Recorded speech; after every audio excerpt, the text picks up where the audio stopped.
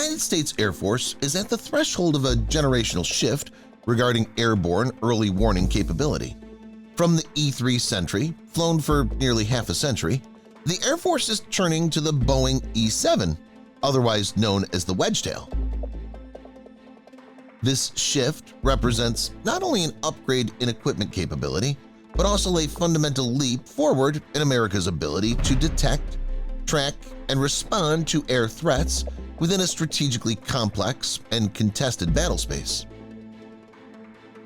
The E-7 is based on the Boeing 737 next-generation airframe, a platform renowned for its reliability and efficiency. But what really makes the E-7 stand apart is the game-changing radar. Gone is the distinctive rotating dome that characterizes the E-7 Sentry. In its place, the E-7 features a fixed, active, electronically scanned array radar, colloquially known as the top hat, mounted on a dorsal fin atop the fuselage. The radar system, designed by Northrop Grumman Electronic Systems, is called the Multi-Role Electronically Scanned Array, or Mesa. It offers 360-degree surveillance capability with a range of over 600 kilometers in the lookup mode. What makes this particular system so remarkable is the ability to do simultaneous air and sea search, fighter control, and area search. The ingenious design of the radar is fully covered. 2 broadside arrays, 120-degree coverage on the port and starboard side, respectively, and 1 end-fire array in the top hat, providing 60 degrees of coverage both fore and aft of the aircraft. More impressive are the E-7's ELINT capabilities. Starting at 30,000 feet, the aircraft is said to be able to detect electronic emissions at plus 850 kilometers, allowing the aircraft to identify and track a potential threat long before that threat appears on conventional radar. In modern combat, this is essential because electronic signatures often give away the presence of adversary forces well before visual or radar contact. The urgent operational requirements underpinned the U.S. Air Force's decision to field the E-7. General Kenneth S. Wilsbach, commander of the United States Pacific Air Forces, has been incredibly vocal about the shortcomings of the aging E-3 fleet in detecting advanced aircraft such as the Chinese Chengdu J-20. General Wilsbach has explicitly stated that the E-3's detection range was too short against such modern threats.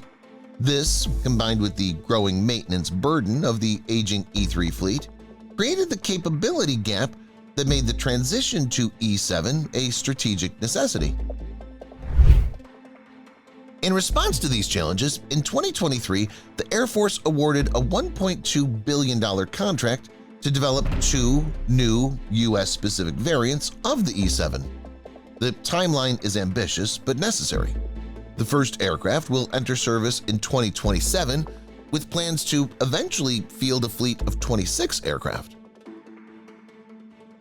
The E-7's adoption by the U.S. Air Force follows its proven success with multiple allied nations. The Royal Australian Air Force, as the original customer under Project Wedgetail, has been flying the aircraft since 2009. The Australian experience has been pivotal in refining and proving the platform's capabilities. 4 operate with Turkey under the designation Peace Eagle E-7T, while the Republic of Korea Air Force has integrated 4 Peace Eye aircraft into its defense network. Although the United Kingdom's procurement of the E-7, with some modification of the original plan, underlines the aircraft's attractiveness to even those nations with extensive airborne early warning experience. Initially planning to acquire 5 aircraft, the UK has committed to 3 Wedgetails, which it designates as the Wedgetail aew&c, with a declared intention to increase this number back to 5.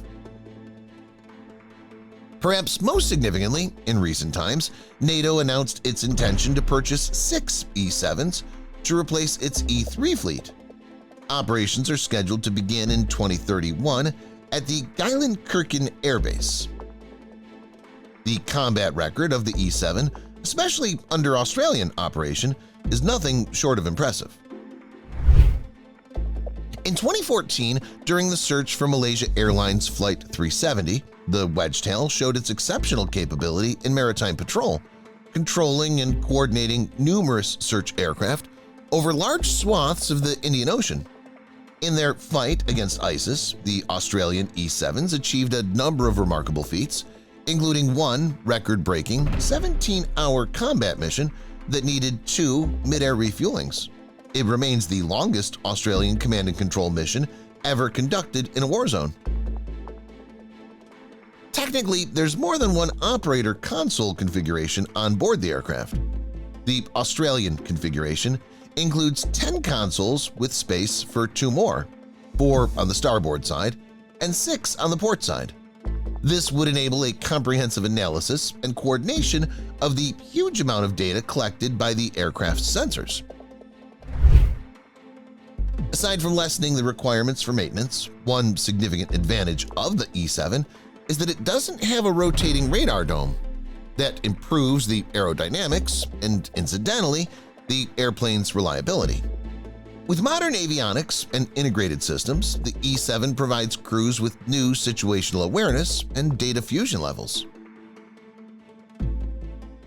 It also makes the E-7 so valuable. It's agile, given emerging threats. Its software-defined radar system can be upgraded to counter new challenges, and its mission computer can also be updated with more efficient processing, thus the ability to network the aircraft with other assets, from fighters to ships to ground forces, makes it a force multiplier in any conflict scenario. The aircraft modifications are far beyond the radar system.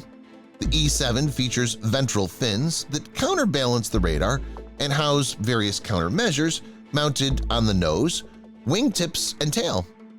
An in-flight refueling receptacle on the forward fuselage extends this impressive endurance. Australian crews will commonly go out and fly 13-hour missions, underlining the capability of this platform to provide persistent surveillance over very extended periods. It would be difficult to imagine a more critical point for introducing the E-7 in military aviation. Specifically, as various foes worldwide continue to push out more advanced aircraft and air defense systems, there's never been a greater need for enhanced airborne early warning and control. The E-7 will maintain the key advantage of American forces and their allies in aerial battlefield awareness, able to detect multiple threats simultaneously and track and detect responses against them. Interested? Then give us a like and subscribe for more content like this. Thanks for watching, and see you in the next video.